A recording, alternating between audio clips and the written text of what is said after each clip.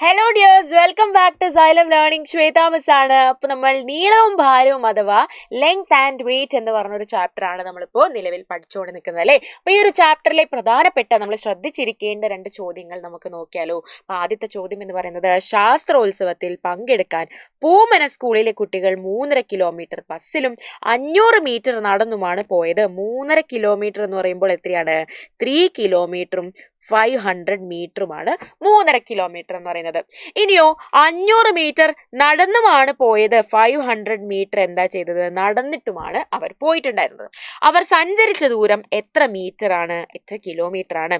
So to attend the science fair, children traveled 3.5 kilometers in a bus and then walked 500 meters. The 3.5 kilometers ബസ്സിൽ പോയതും പിന്നെ 500 meters നടന്നു പോയതും. How many meters in all? in മീറ്റേഴ്സിൽ എത്രയാണെന്നും കിലോമീറ്റേഴ്സിൽ എത്രയാണോ എന്നുള്ളതും നമ്മൾ പറഞ്ഞു കൊടുക്കണം അല്ലേ. മക്കളെ, നമുക്ക് എല്ലാവർക്കും അറിയാം 1 കിലോമീറ്റർ എന്ന് പറയുന്നത് 1000 മീറ്റർ ആണ്. അപ്പൊ ഈ 3 കിലോമീറ്റർ 500 മീറ്ററിനെ നമുക്ക് എന്താക്കി എഴുതാം? 3 കിലോമീറ്റർ എന്ന് പറഞ്ഞാൽ എത്രയായിരിക്കും? 3000 മീറ്റർ അല്ലേ.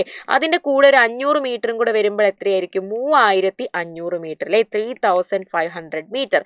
ഇത് രണ്ടും കൂടെ നമ്മൾ ആഡ് ചെയ്ത് കഴിഞ്ഞാൽ നമുക്ക് എന്ത് കിട്ടും?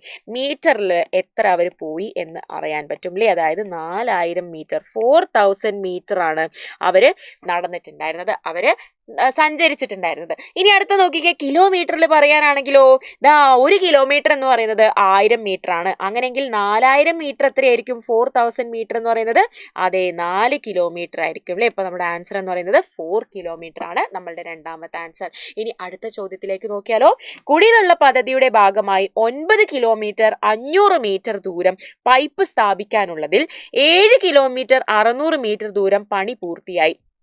ഇനി എത്ര ദൂരം കൂടി പൈപ്പിട്ടാൽ പദ്ധതി പൂർത്തിയാകും അല്ലേ. അതായത് 9 കിലോമീറ്റർ 500 മീറ്റർ ആയിരുന്നു ആ ഒരു പൈപ്പിന്റെ പദ്ധതി. 9 കിലോമീറ്റർ 500 മീറ്റർ ആയിരുന്നു.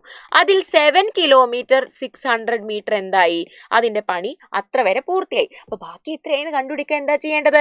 നമ്മൾ ആകെയുള്ളതിൽ നിന്ന് ഈ ഒരു 7 കിലോമീറ്റർ പണി ചെയ്ത് വെച്ചത് വരെ നമ്മൾ ആകെയിൽ നിന്ന് നമ്മൾ എന്ത് ചെയ്താൽ മതി? നമ്മൾ കുറച്ചാൽ മതി. നമ്മൾ മൈനസ് ചെയ്താൽ നമുക്ക് ഉത്തരം കിട്ടും. പക്ഷെ ഇവിടെ നമ്മൾ എന്ത് നോക്കണോടാ?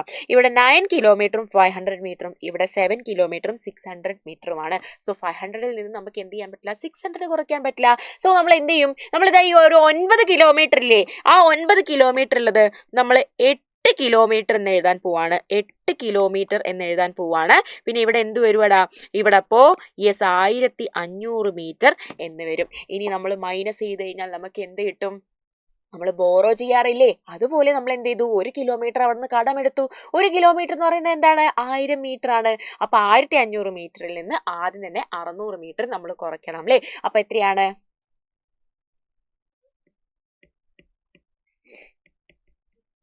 യെസ്, എത്രയാണ് നമുക്ക് ഉത്തരം വരിക? നമ്മൾ 1500ൽ നിന്ന് എന്ത് ചെയ്യും? നമ്മൾ 600 കുറയ്ക്കും അല്ലേ. 1500ൽ നിന്ന് നമ്മൾ 600 ആദ്യം കുറയ്ക്കും. അപ്പം നമുക്ക് 900 മീറ്റർ കിട്ടും. പിന്നെ 8 കിലോമീറ്ററിൽ നിന്ന് 7 കിലോമീറ്റർ കുറച്ച് കഴിഞ്ഞാൽ 1 കിലോമീറ്റർ 900 മീറ്റർ കിട്ടും അല്ലേ. അപ്പം എത്ര കൂടി കംപ്ലീറ്റ് ചെയ്യാനുണ്ടെന്ന് ചോദിച്ചാൽ 1 കിലോമീറ്ററും 900 മീറ്ററും 1 കിലോമീറ്റർ ആൻഡ് 900 മീറ്റർ കൂടെ കംപ്ലീറ്റ് ചെയ്യാനുണ്ട്. ഇത്രയും കാര്യങ്ങളാണ് നമുക്ക് ഇന്നത്തെ ഒരു വീഡിയോയിൽ പറയാനുള്ളത്. അപ്പോൾ ഒരു നെക്സ്റ്റ് വീഡിയോ ആയിട്ട് മിസ് വീണ്ടും വരുന്നതായിരിക്കും. അതുവരേക്കും ബൈ.